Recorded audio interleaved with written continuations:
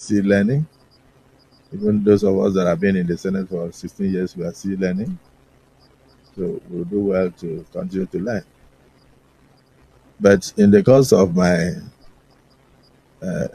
talking to one of my distinguished sisters that she should speak whenever she's recognized, I made reference to the fact that we are not in a nightclub where people have to shout above the noise of the music. And the social media went agog. I'm not on social media, but my wife called me that people got angry. They published her number and said people should occupy her. So she used to receive, she received over 2,000 to 3,000 phone calls a day. And then I tried to on one of my phones. I realized it was in the public. In fact, the phone crashed after about 3 hours.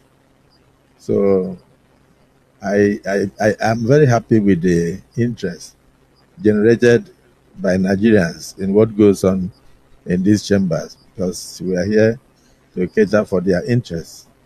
And so for them to be so interested in what goes on here means that we are connecting with the people directly. And it would have been terrible if we were doing all this work and the people were not even aware of what we are doing. But the communication was totally misunderstood.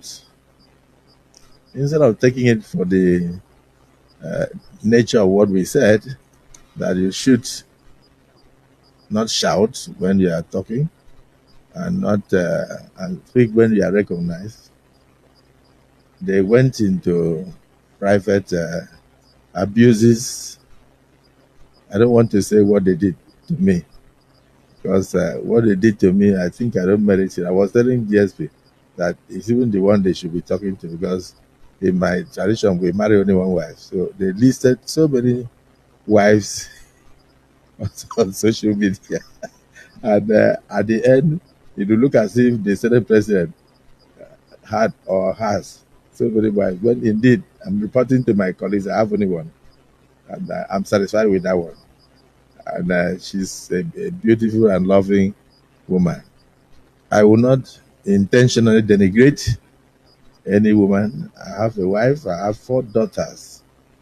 And I always pray that God will lift a girl child to the highest zenith in Nigeria, politically and in business.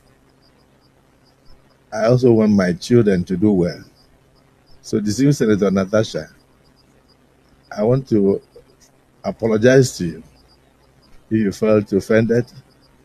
If I had mentioned that we are not in the market, they will say I said you are a market woman. If I said that we are not in a nightclub where people shout above the noise of the music, they will say you went to nightclub.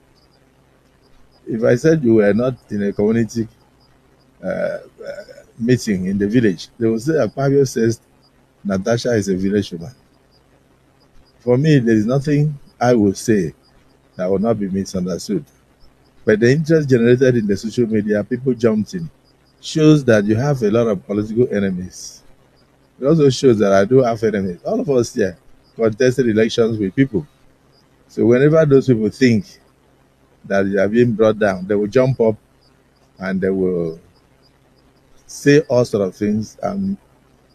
I noticed even some of them that could not pass through Senate screenings went into the fray and abused the Senate president, abused you and all that.